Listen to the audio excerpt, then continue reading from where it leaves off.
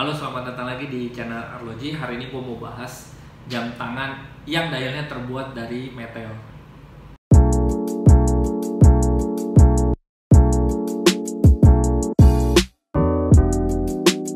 Iya, lu nggak salah denger. Jam tangan ini dialnya terbuat dari meteor.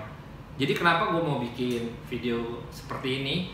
Karena di video gue sebelumnya tentang Komas dan Microbrand, ternyata gue dapet respon yang cukup banyak untuk mereview jam-jam yang dari Komas maupun Microbrand. Dan kebetulan kali ini yang gue bahas adalah jam tangan Microbrand. Jadi jam tangan Microbrand ini adalah jam tangan yang didirikan di Singapura oleh 3 orang, namanya Travis, Leon, sama Isa. Mereknya itu adalah Boulder.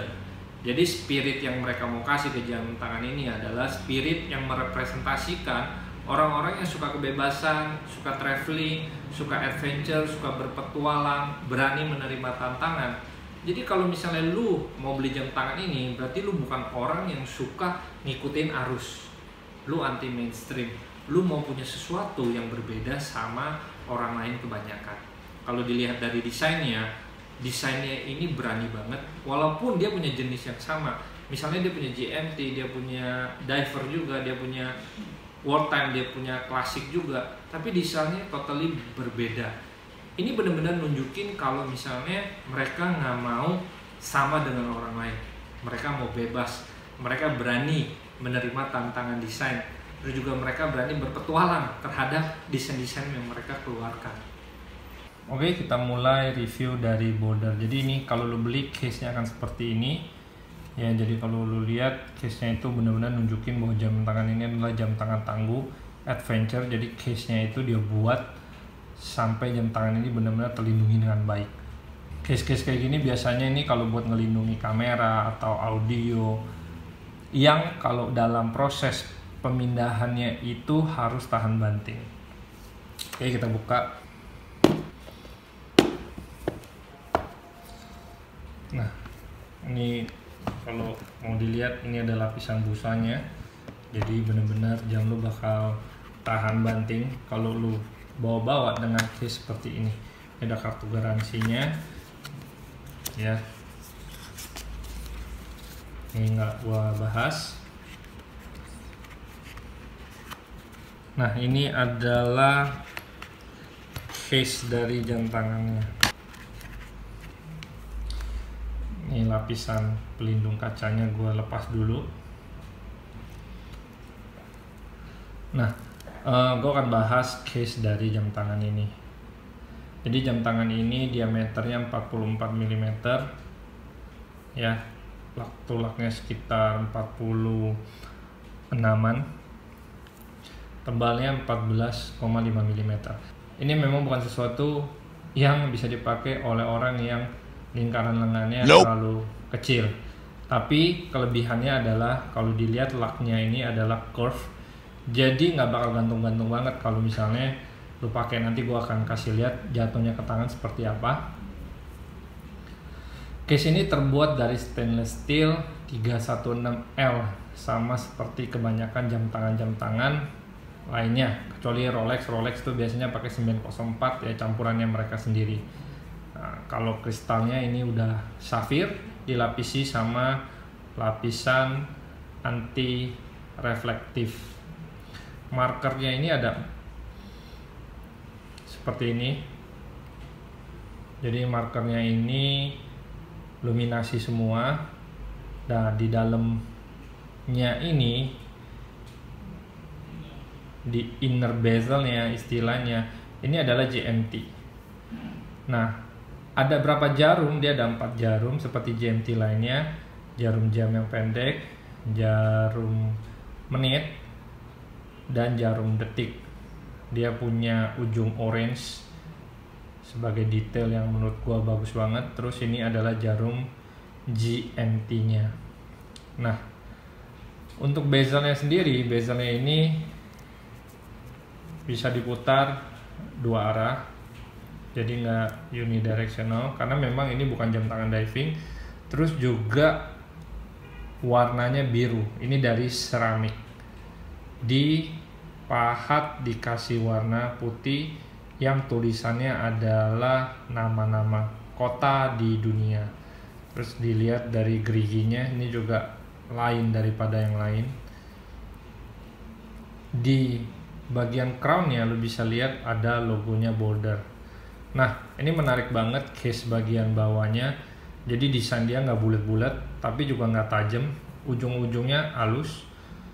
Ini seolah-olah seperti kapal stealth yang anti radar. Jadi memang futuristik banget bentuknya. Nah, kalau kemudian dengan ini lu akan dapat rubber strap. Ini rubber strapnya lu pasang sendiri. Jadi kalau lu mau beli jam ini, lu harus bisa pasang sendiri. Udah disediain juga jarumnya, tenang aja. Ini adalah terbuat dari rubber karena memang ini sporty. Ininya push pin. Ini ada beberapa titik, maksudnya apa? Nanti gue jelasin. Karena pada saat sudah terpasang, ini jam tangannya lingkarnya besar banget. Jadi lu perlu potong, dan besi-besi ini lu keluarin, lu ganti sama push pin untuk masukin ke clamps-nya. Kalau lu lihat detail clamps-nya, nah ini adalah bagian yang menurut gua bagus banget dari jam tangan ini. Ada logo Boulder-nya, terbuat dari stainless steel juga, ya. Ini keren banget. Oh, ininya juga udah pakai stainless steel yang tebal, ya. Dan dia ada micro adjustment yang canggih. Tuh. Ini adanya bukan di Rolex biasa, tapi di Rolex Deep Sea yang memang dipakai buat ketangguhan tingkat tinggi, bisa untuk menyelam 3000 meter.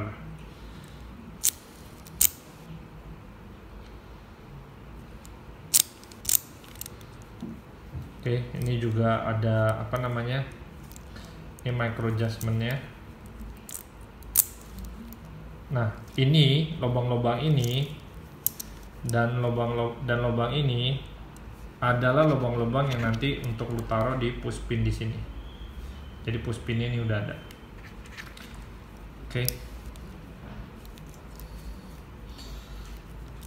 Oke, kita lanjut ke bagian belakangnya. Jadi ini water resistant 300 meter walaupun belum certified. Nah, movementnya kalau lo lihat ini dari ETA 2893 strip 2. Jadi ini adalah mesin Swiss limited edition. Oke, gua kasih tahu gimana settingnya. Jadi settingnya dari crown ini adalah seperti ini. Yang pertama, lo putar dulu keluar karena ini adalah screw down. Lihat ada karetnya, ini adalah gasketnya atau sealnya. Ini ada 3 triple gasket. Jadi jam ini ada 3 karet yang buat ngelindungi air untuk masuk ke dalam movementnya dia. Nah, gue kasih contoh. Misalnya di Jakarta sekarang jam 11 siang. Nah, jam 11 siang ini kita lihat. Oke, setting pertama kalau lu tarik, ini lu putar berlawanan arah jarum jam, tanggalnya yang muter. Kalau lu putar searah jarum jam, nanti jarum dari GMT-nya ini yang muter 1 jam 1 jam. Oke, ini cara pakainya gimana? Katakanlah sekarang Jakarta ini jam 11 ya. Jangan lihat angkanya karena ini buat GMT. Jadi angka 2-24 ini sebenarnya ditujukan untuk jarum yang orange ini doang. Jadi sekarang jam 11 siang, katakanlah gue mau ke Sydney. Nah, pada saat gue tiba di Sydney, gue akan setting jamnya seperti ini. Karena Sydney beda 3 jam sama kita, gue akan tunjukin dia di jam 11 tambah 3, artinya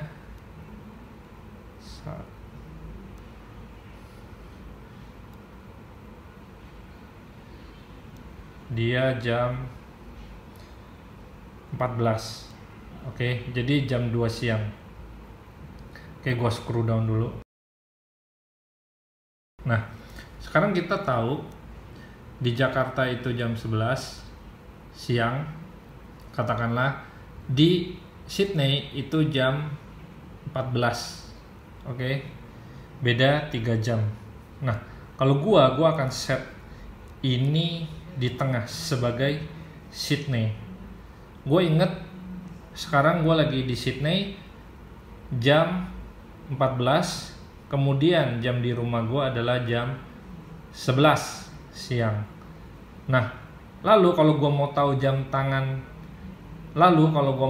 jam negara lain adalah seperti ini. Gue putar Sydney-nya itu sampai sesuai sama jarum GMT-nya. Jadi kalau lu lihat nih jarum GMT-nya, oke, jam 14, lu bisa tahu jam tangan di negara lain. Contohnya di negara Bangkok. Bangkok ini kebetulan sama-sama Jakarta. Jadi jam 11 di jarum GMT-nya. Oke, misalnya lu mau tahu Tokyo itu berarti beda 1 jam sama Sydney, dia di jam 13. Nah, dari sini lu tahu kalau di Los Angeles itu udah jam 8. Jadi kalau misalnya di Jakarta dia sekarang jam 11, di Los Angeles dia jam 20. Di Paris itu masih jam 5 pagi. Nah, itu adalah gimana cara kita baca dan menggunakan bezel dari ini.